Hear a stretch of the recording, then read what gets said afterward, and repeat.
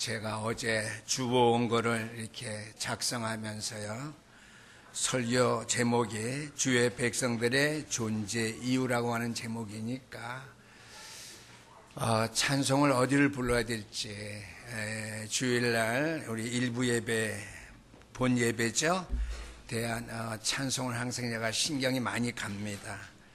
그래서 491장을 찾았거든요. 저 높은 곳을 향해 날마다 나아갑니다. 주의 백성들의 존재 이유는 천성을 향해서 순례자의 길을 항상 걸어가는, 또 파수꾼이라는 제목의 은혜를 많이 받은 권사님이 계시다는 말을 내가 들었는데, 파수꾼의 사명을 감당하는 저와 여러분들이에요. 저 높은 곳을, 천국을 향해서 살아계신 주님을 바라보면서 늘 발걸음 옮기는 저와 여러분들의 발걸음인데요, 그 찬송을 제가 부르면서 내 뜻과 정성 모두어서 날마다 바라봅니다. 내가 정말 내 뜻과 정성 다해서 주님을 바라보며 주님을 향해서 나가고 있는지, 그러지 못하다면은 그렇게 못하는 것들이 무엇인지 여러분들 이렇게 생각해야 되겠죠. 찬양을 그냥 부르는 게 아니에요. 내 뜻과 정성 모아서 날마다 나갑니다. 내 주여 내가 그곳에 있게 하소서. 천성을 향해서 나가는 그것에 있게 하게 되는데, 나를 그것에 있게 하지 못한 게 뭐예요? 오늘 설교 말씀 가운데 나오지만은요, 나의 부족한 것, 나의 연약한 것, 나의 믿음 없는 것, 믿음 있는 것 같지만 사실은 믿음 없는 것, 복음을 가졌지만은 복음의 능력대로 살지 못하는 내가 바로 그러한 자가 아닌가 제가 생각을 해보았습니다. 오늘 말씀의 제목이 주의 백성들, 주님의 백성들이 존재하는 이유, 이 땅에 또는 살아가야 되는 이유, 존재하는 이유에 관해서 말씀에 우리가 함께 은혜를 나누기를 원합니다. 때로는 저와 여러분의 주변에서 하나님을 알지 못하는 세상 사람들을 많이 만나게 되는데요, 우리가 많은 불신자들을 만나게 될 때에 때로는 가진 사람, 지식 있는 사람, 권력 있는 그런 불신자들 다수에 의해서 우리가 믿음을 가졌지만은 압도당할 때가 있어요, 그들에게. 그래서 그러할 때 뒤에 우리가 지난 그랬는데요, 주보 조금 미스테이크가 나왔죠. 우리가 지닌 신앙의 의미조차 우리가 회의하게 되는, 회의스러움을 느끼게 되는 그런 경우가 종종 있음을 보게 됩니다. 그러나 복음 안에 서서 저는 전혀 그렇게 하려고 하지 않아요. 어떠한 세상의 불신자들에게 당당함보다도 복음 안에 있는 나의 의가 더 완전하다고 하는 당당함 때문에 세상 어떤 사람들 앞에도 굴할 필요가 없어요. 굴할 수가 없는 것이죠. 어제도 우리가 김영신 권사님이 전도한 참치가게 사장님한테, 김효상 씨인데요, 다시 한번 구원의 길을 설명했어요. 이미 하나님의 자녀가 되었지만 하나님의 자녀라는 사실을 다시 한번 확인하면서 일주를 살아가게 되기 때문에 내가 합니다 했어요. 그러면서 불신자는 마귀에게 속아 종노하면서 불행합니다. 돈이 있어도 불행하고 없어도 불행하고, 건강해도 불행하고 안 건강하면도 불행하고, 그러나 하나님의 자녀는 예수를 그리스도 영접했기 때문에 하나님의 자녀가 돼서 행복합니다. 돈이 있어도 행복하고 없어도 행복하고 건강해도 행복하고 건강치 못해도 행복하고. 왜요? 하나님의 자녀요, 천국 가기 때문이라고 했어요. 아멘 하는 분 하나도 없네요. 여러분들 불행한 것 같아요. 좀 행복해지세요.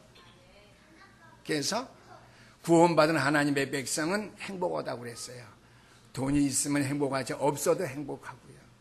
세상 사람들보다 더 나은 것 없어도 행복하고요. 더 나은 것 있어도 하나님의 영광을 위한 것이기 때문에 행복하고요. 모든 것이 행복한 거예요. 구원의 길 그린 거 그대로 때문에. 우리는 어떻게 해요? 내가 지닌 신앙의 의미를 잃어버리고 회의하게 되면은 안 된다고 하는 거예요. 회의스럽게 우리가 여기서는 안 된다고 하는 거예요. 그 세상 사람들은 불행한 사람이에요. 우리를 압도할 만한 어떤 많은 것을 지녔다 할지라도 불행한 자요, 저와 여러분 결코 행복한 사람이기 때문이죠. 지난주에는 메시지를 제가 이렇게 정했어요. 주는 그리스도시요 살아계신 하나님의 아들입니다. 한희정 집사님 잘 들으세요. 아침마다 드려요. 이상윤 집사님 오고, 이상윤 집사님, 주는 그리스도시요 살아계신 당신의 하나님이십니다. 아멘. 음부의 권세가 이상윤 집사를 꺾지 못하고, 이상윤 집사님의 교회가, 이상윤 집사님이 교회잖아요.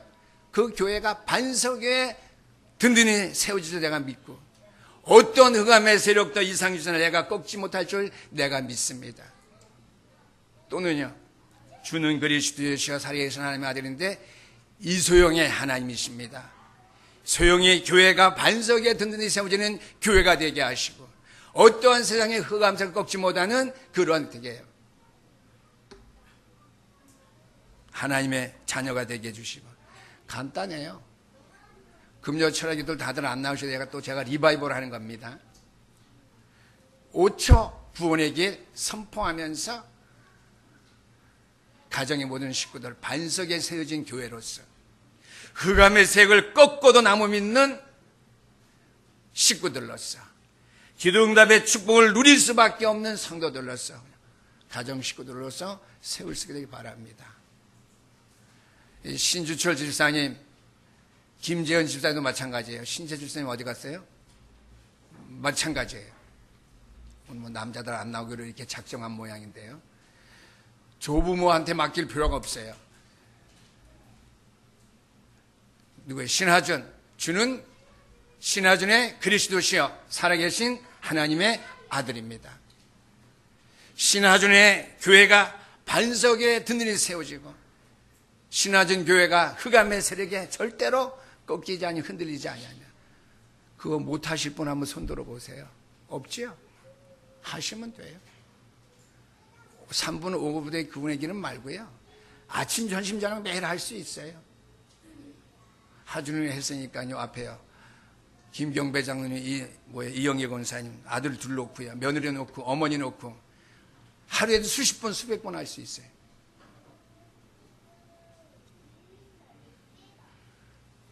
그 다음에 어제 제가 처음 한번 실천해 봤어요. 함지윤아 권사님하고요. 오전 예배지만 우리 김성겸 장님은 따라 하시면 해보세요. 천지를 창조하신 하나님이, 그쵸? 인간을 만드셨습니다. 네. 김성겸 장로님을 만드셨대요. 근데 하나님께서 어떻게 해요? 우리 인간이 하나님과 함께 할 때에, 그 다음에 뭐예요? 장로님 하세요. 행복하도록 창조됐습니다. 그렇죠? 옛뱀 마귀에게 속아서 그 다음에 장로님. 네, 하나님. 그래서 행복의 근원 대신 하나님을 떠났습니다. 그런 장로님은요, 하나님을 떠나니까 마귀의 자녀죠. 마귀의 자녀, 늘 마귀에게 속아서 종도하면서 불행하게 살다가 그 다음에 뭐죠? 지구에 갑니다. 간단하게 1분 만에 끝나더라고요. 어제 함지윤 권사님하고 성경 해석을 했더니, 목사님 그리면서, 시끄러워, 그리지 말고 해. 저한테 꼼짝 못하니까 저 권사님은 아무리 등치가 커도 저한테 꼼짝 못해. 시끄러워, 그냥 따라해. 왜 했어요? 죄송한 10분 만에 끝났어요. 그러나 홍승희 권사님하고는 한 3, 40분 했죠? 제자 양육하면서, 가정의 전환과 다 신앙상담하면서 다 지시하고 이렇게 하죠. 제가 오늘 얘기를 왜 합니까? 정말 왜 이렇게 많은 사람들이 하나님을 모르고 이 땅에 살아가고 있을까? 이 땅은 옛날보다도 날이 갈수록 황폐해지는 것 같아. 그러면서요, 우리는 정말 하나님이 살아계시는가? 하나님의 존재마저 우리가 회의하는 경우가, 회의스럽게 생각하는 경우도 우리에게 있을 것입니다. 항상 그런 건 아직 그런 생각 가운데 빠질 때가 있겠죠. 때로는 이 땅에 많은 교회들이 있고 많은 신자들이 있는데 그동안 무엇을 했길래 교회와 성도들이 이들과 이 땅을 변화시키지 못했을까? 그리스도인들이 이 세상에 끼칠 수 있는 영향력에는 한계가 있나 보다. 그 말은 복음으로 못하나 보다. 회의를 느끼고도 우리가 하겠죠.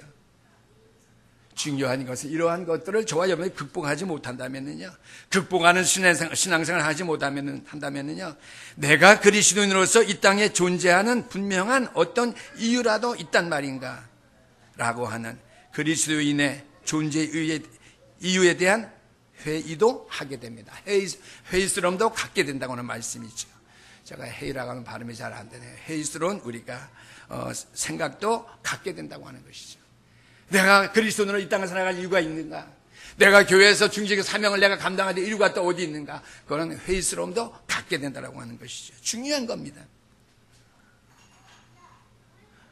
오늘 본문 말씀은요, 에스겔 선지자의 고국이었던 유다 왕국이 몰락할 때의 분위기가 바로 이러한 삶의 정황을 우리에게 말해주고 있다고 하는 거죠. 제가 앞서 쭉 말한 것이 에스겔 선지자의 고국인 어떻게 해요? 남쪽 유다 나라가 멸망할 때의 상황이 바로 그러했다고 하는 게 오늘과 같이.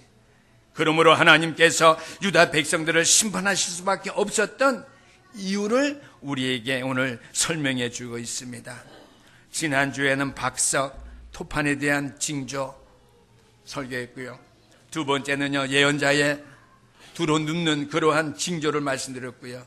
부정한 떡이라고 하는 징조의 계시를 말씀드렸어요. 계시는 중요하고 우리가 알 수 없는 비밀이 아니라 계시는 하나님이 나타내 보여주시는 거예요. 계시는 신비한 거지만은요, 성도들에게는 늘 보여지고 알아야 되고 우리가 깨달아 누려야 될 부분들이에요. 계시는요. 오늘은 첫 번째로 삭도에 대한 예언입니다. 칼에 대한 예언이죠. 1절에서 4절까지입니다. 먼저 삭도에 대한 예언인데 우리가 바빌론 왕을 기억해야 될 줄 압니다. 먼저 1절 말씀, 너 인자야, 너는 날카로운 칼을 가져다가 삭도로 삼아 내 머리털과 수염을 깎아서 저울로 담아 나누어 두라 그랬습니다. 1절 말씀을 통해 내가 왜 바빌론 왕이라 하느냐? 여기에 날카로운 칼, 삭도는 어떻게 해요? 그 당시에 바벨론 나라와 바벨론 나라의 왕을 상징합니다. 유다 왕국을 침범하여서 들어오고 유다 왕국을 멸망시키려고 하는 바벨론 나라와 바벨론 나라 왕을 상징한다는 말씀이지요. 그래서 에스겔 선지자의 머리털과 수염을 삭도 칼로 깎는 것이죠. 깎아서 저울에 달아 나누어 두라고 하는 것인데요. 2절 말씀해 보니까 그 성읍을 에워싸는 날이 차거든 너는 그랬습니다. 예루살렘 성이 바벨론 나라에서 포로되어지고 멸망당할 때에, 그 왕에 의해서 멸망될 때에 그렇게 하라고 하는 것이에요. 도력의 3분의 1은 성 안에서 불사르고 3분의 1은 성읍 사방에서 칼로 치고 또 3분의 1은 바람에 흩으라. 내가 그들을 따라 칼을 빼리라 그랬습니다.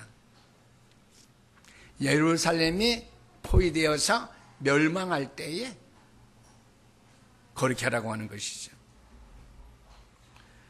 그러면서 3절에서 4절까지 말씀해 보니까 그 속에서 불이 이스라엘 온 족속에게로 나오리라 그랬습니다. 이러한 계시의 징계를 왜 하나님께서 주의 종 에스겔을 통해서 이스라엘 백성들에게 보이라고 하는 것이겠어요? 지금 하나님은 자기 백성을 징계하기 위해서, 책망하기 위해서 실제로 그 도구로 바빌론 제국과 그 왕을 사용한대.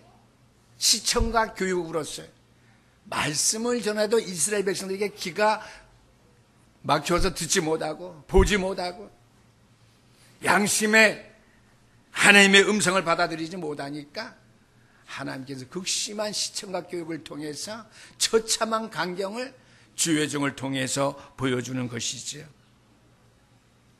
그리스도인들이 하나님 앞에 범죄할 때,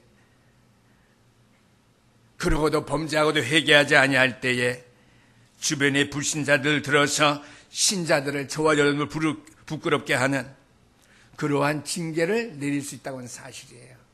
왜 예수 믿는 사람이 저렇게 어려움을 당할까? 왜 예수 믿는 사람이 저렇게 거짓말을 할까? 못된 짓을 할까? 그거예요. 저와 여러분들은. 하나님께 여러분들을 멸망시키지 않아요. 중요한 것은 우리가 쉽게 생각해 볼 수 있는 것은 하나님을 믿는다고 하고 신앙생활 잘한다고 하는 사람들이 하나님 앞에 죄를 범하면서도 하나님의 말씀에 순종해서 회개의 자리에 이르지 못하고 다시 한번 변화되며 내 믿음의 생활을 회복하는 자리에 서지 못할 때에 하나님께서 불신자를 통해서 우리를 부끄럽힌다고 하는 거예요. 우리를 머리 들지 못하게 한다고 하는 거예요. 교회를 욕되게 만든다고 하는 거예요. 그만큼 하나님의 백성이 욕됨의 생활이 없지요. 부자 되는 것 하나님의 영광 아니에요. 어려움 당하는 것, 하나님의 욕되는 것, 그거 아니에요. 하나님의 백성을 통해서 하나님을 욕되게 하는 것은 하나님의 영광됨을 드러내지 못하고요.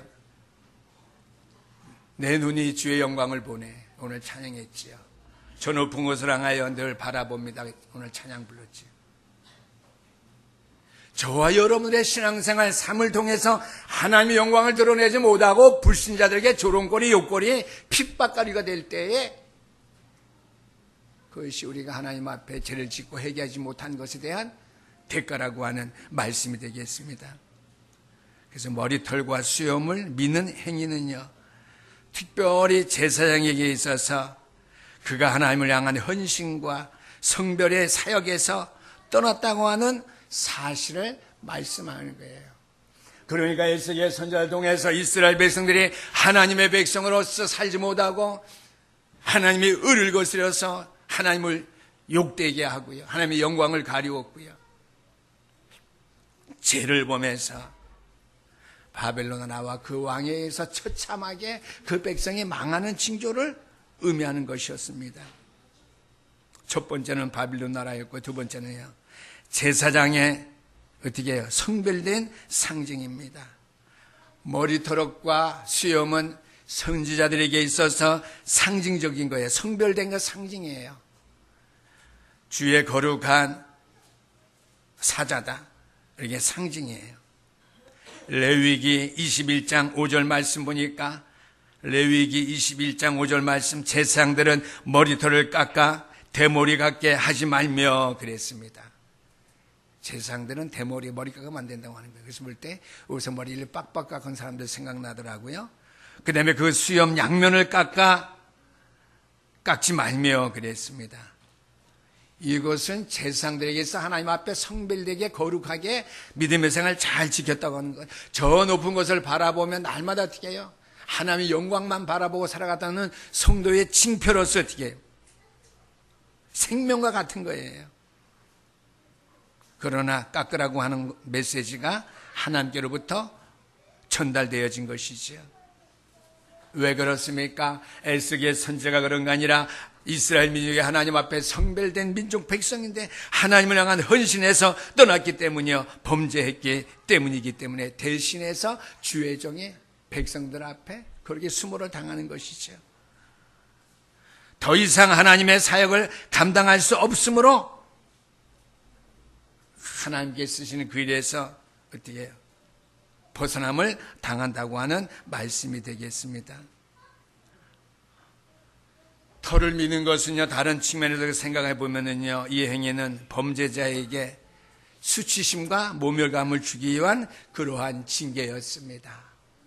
제사장들은 항상 수염이 있을 때 수염을 만지면서, 머리가 있을 때 머리를 감고 머리를 만지면서, 나는 주의 종으로서, 주의 사자로서, 종은 목회자가 하나님 앞에 될 종이라는 것이고요, 일반 성도들은 주의 사자가 주 앞에 믿음의 생활 잘 내가 감당하고 헌신하고 수고하고 있구나 하는 징표예요. 믿음의 성도들에게 있어도 마찬가지가 되겠고요. 그래서 세 번째는요, 당시 사회의 성별된 모습이었어요. 머리털을 빡빡 깎지 아니하고 수염을 밀지 아니하는 거예요.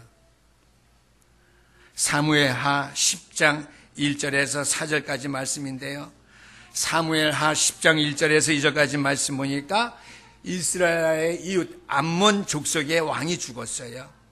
그래서 그 아들 어떻게 해요? 한운이 왕이 됐는데요, 다윗이 그것을 알고 신복들에게 명했어요. 암논 족속의 왕의 죽음을 조문하고 이제 가서 새 왕이 된 한운에게 은혜를 베풀어 주라. 그게 신복들을 보냈거든요. 3절 말씀해 보니까 그러나 암몬 족속들은 그것을 왜곡했지요. 다윗의 승복들이 자기의 성을 정탐하려고 엿보고 어떻게 정탐함으로 말미암아 우리의 성읍을 함락시키려고 한다, 이렇게 생각했어요. 그래서 4절 말씀해 보니까 한운이 다윗의 신복들의 수염과 머리를 깎아서 수모와 창피를 주면서 그들을 돌려보냈다고 하는 문화적인 그런 수치스러움의 규례를 우리가 볼 수 있습니다. 하나님께서 에스겔 선지자를 통해서 하는 일은 뭐예요? 주의 사자에게 머리와 수염을 깎아서 3분의 1은 불살라 버릴 것이요, 3분의 1은 칼에 엎드려질 것이며 3분의 1은 사방에 흩어버리겠고, 바람에, 그 말이죠. 불사르는 거, 칼, 그 다음에 바람에 흩날리는 거, 하나님께서 주의 백성을 징계할 때 구약에서 흔히 사용하는 방편들이 있죠. 3분의 1은 불살라 버릴 것이 하는 것은 전염병으로 죽으며 이스라엘 백성들의 3분의 1이 그 다음에 어떻게 해요? 기근으로 멸망당할 것이요, 연병으로 죽고 기근당해서 3분의 1이 죽게 된다고 하는 것이죠. 3분의 1은 칼에 엎드려질 것이며 하는 것은 유다 왕국의 최후가 어떻게 해요? 바벨론 나라에 의해서 3분의 1 가량 되는 많은 사람이 적군에 의해서 피살되어진다고 하는 것이죠. 3분의 1은 사방에 바람에 흩어버리고 하는 것은 뭐예요? 바람에 흩어지듯이 조국을 떠나서 디아스포라죠, 다른 나라에 방황하며 망명의 상을 사는 온갖 고통을 당하는 민족으로 남게 된다고 하는 것이죠. 그러면 사랑의 하나님께서 왜 이스라엘 민족을 이렇게 심판하실까요? 하는 것이죠. 왜 하나님께 심판하셔야 했던가? 큰 두 번째 5절, 6절, 11절 말씀입니다. 유다 백성에게 이러한 심판이 불가피했던 이유가 무엇일까요, 도대체? 그것은 1번입니다. 첫 번째입니다. 우리가 오늘 강단에서 설교가 주의 백성들의 존재의 이유가 되겠는데요. 삭도를, 칼을 터럭지에 된 것도요, 주의 백성들의 존재의 이유가 분명치 못했고요, 복음적이지 말씀 하나님 중심적이지 못했기 때문에 그랬고요. 나아가서 심판의 이유도 마찬가지입니다. 유다 백성에게 이러한 심판이 불가피했던 이유가 무엇이겠습니까? 첫 번째, 하나님의 백성으로서 소명을 다하지 못했기 때문입니다. 5절 말씀 제가 읽습니다. 주 여호와께서 이와 같이 이르시되 이것이 곧 예루살렘이라. 내가 그를 이방인 가운데에 두어 나라들을 둘러 있게 하였거늘 그랬습니다. 소명은 뭐 영어로 콜링이죠. 나를 부르신 하나님의 부르심에 합당하게 살지 못했고, 나를 세우신 하나님의 세우심에 합당하게 내가 서서 살아가지 못했다라는 말씀입니다. 5절 말씀에 하나님의 백성으로서 부르심의 소명을 다하지 못했다는 뜻이 무엇이에요? 생각해 봐야 됩니다. 5절 말씀을, 예루살렘 이스라엘 나라를 사방 이방 나라들 주변에 둘러있도록 이스라엘 나라를 하나님께서 이렇게 지리적으로 만들었다고 하는 그 말이에요. 더 쉽게 말하면 이스라엘 나라의 주변에는 쭉 둘러서 하나님을 안 믿는 나라들이 있다고 하는 거예요. 저와 여러분들 주변에 불신자들이, 하나님을 알지 못하고 죽어가자 하는 영혼들이 여러분들 주변에 쭉 늘어서 있다고 하는 말씀이에요. 이 메시지 중에서 첫 번째 심판의 이유를 볼 수 있습니다. 그것은 하나님께서 하나님의 백성들을 이방인 가운데 두신 뜻을 그들이 깨달지 못했고요, 그 사명을 다하지 못했다는 사실이죠. 주변의 많은 국가 가운데, 왜 그 가운데 하나님께서 이스라엘 백성들을 두셨을까? 그 주변 국가들에게 빛이 되게 하기 위해서, 그 주변 국가들에게 소금의 역할을 감당할 수 있는 복음적인 사명을 감당하기 위해서 하나님께서 이렇게 두셨는데, 이스라엘 백성들이 그렇게 하지 못했던 것이죠. 하나님께서는 이스라엘 백성들을 지리적으로 하나님 모르는 열방 제국에 들러있게 하셨습니다. 지리적인 이유만은 아닌 그들에게 어떻게 소망을 주신 하나님의 뜻이 있죠. 내가 주님의 언약을 모르고 말씀 없이 살고 있는 이방인 가운데에서 너희를 둔 이유는 너희는 모르고 있느냐? 내가 너희를 이방인의 빛으로 소금으로 두었거늘 내 규례를 거스린 것만도 하나님의 뜻을 분별하지 못한 것만 해도 우리에게 부족한 것이 많은데 오히려 내 규례를 거스려서 이방인들보다도 더 악을 행했다고 그랬어요.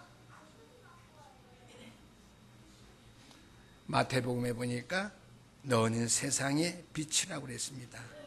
빛의 존재 이유 알죠? 너희는 세상의 소금이라고 그랬습니다. 소금의 존재 이유 알죠, 여러분들이요? 부패한 것을 막고요, 타락한 문화를 다 우리가 어떻게 해요? 바로 올바르게 개혁해서 세워나가야 되는데요. 이스라엘 백성들이 거룩하지 못했다고 하는 것이죠. 두 번째입니다. 소명을 감당하지 못했을 뿐만 아니라 6절과 11절 말씀해 보니까 주님의 율례를 범했기 때문이라고 그랬습니다. 그 첫 번째로 6절 말씀입니다.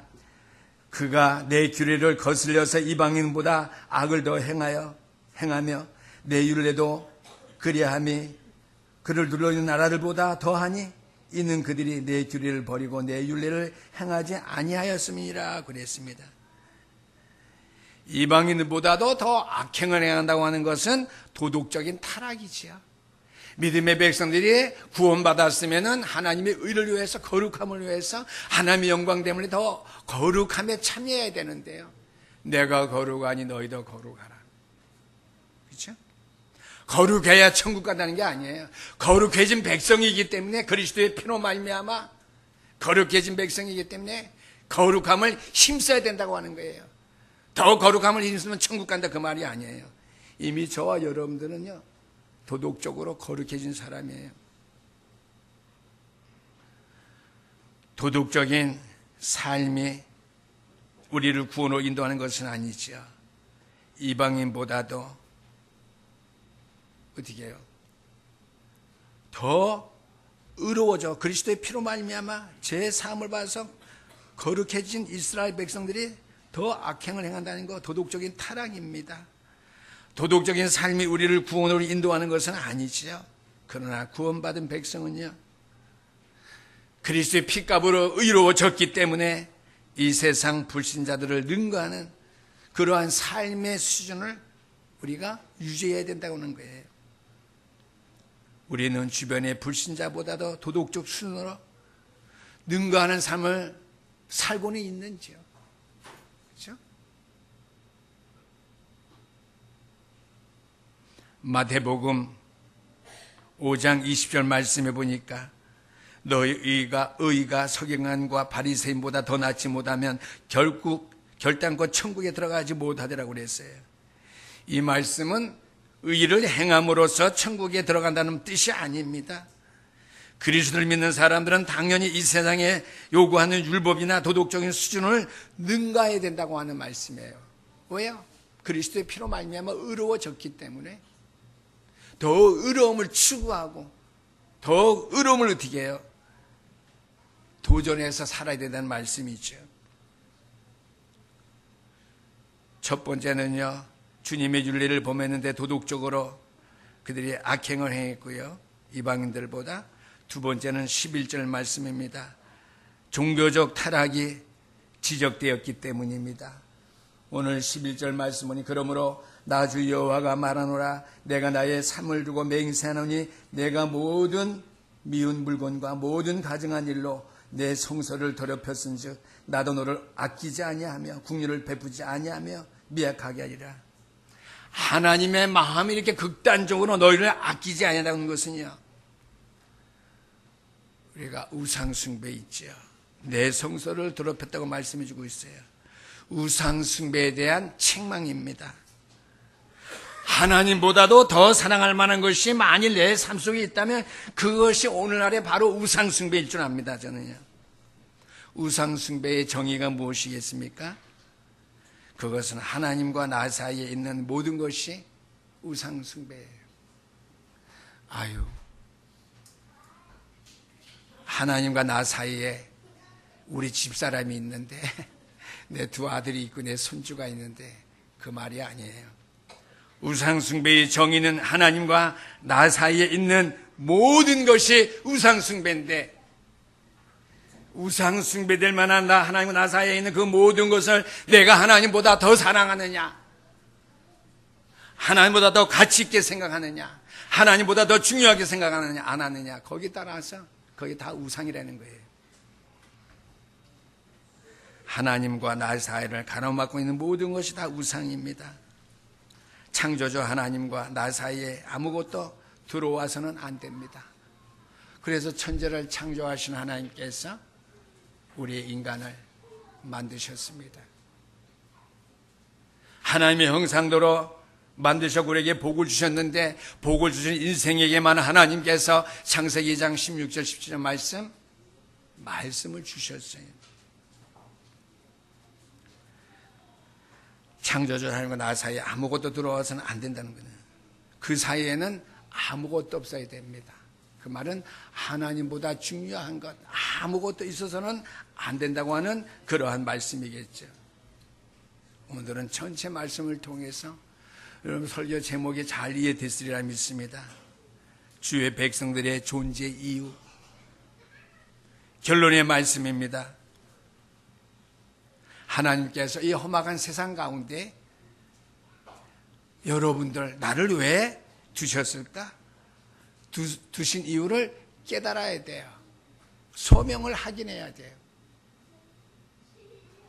두 번째는요, 나를 부르신 하나님의 소망 앞에 책임 있는 삶을 내가 살아가고 있는지, 삶을 살아야 한다고 하는 것이죠.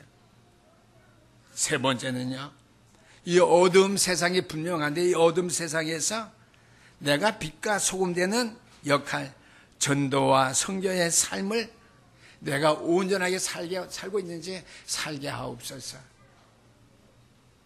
그러한 결론을 가지고 결단하며 주 앞에 참 믿음으로 기도하며 하나님의 의를 드러내며 하나님의 영광 온 땅에 전할 수 있는, 그래서 되게요, 제단에 하나님의 영광이 충만해야 돼요. 제단에 하나님의 영광이 충만하지 못하면 여러분들에게 하나님의 영광이 충만하게 나타날 수 없어요. 임할 수 없어요. 어떻게 하면 하나님 제단에 영광이 충만할까? 저는 여러 가지로 생각해 봐요. 나 혼자만 기도한다고 이 제단에 주의 영광이 충만한가? 그렇다면 제가 이 몸 살려 40일 철학임 금식기도 내가 해야 되겠어요? 아니죠. 주의 영광이 충만할 수 있는 이유, 전 성도가 나와서 기도하는 거예요. 근데 못 깨닫는 사람들이 있어요. 그래서 제가 여러분들에게 부담 안 드리기 위해서 금요일날 철학기도 뜨겠어요. 중직자들이 매일 나와서 새벽기도 마음으로 나와서 강당 섬긴다면은 돌아가면서 릴레이가 돼요.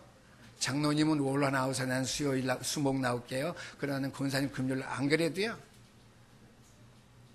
여러분 대신 중직자들이 새벽에 나오시다 보면은 돌아가면서 새벽에 나오게 돼요. 오늘 뭐 교육자들은 빠짐없이 새벽에 나오셔야 되겠지만요. 그래서 제가 금요일날에 심각하게 얘기했어요.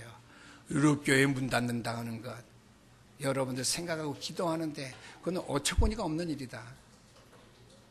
신영교회도 어떻게 해요? 영적으로 문을 닫아야 될 판이다. 육신적으로 눈에 보이는 교회 문 닫기 이전에 영적으로 문을 닫을 판이라고 그랬죠. 영적으로 문을 닫을 판이에요. 그렇죠?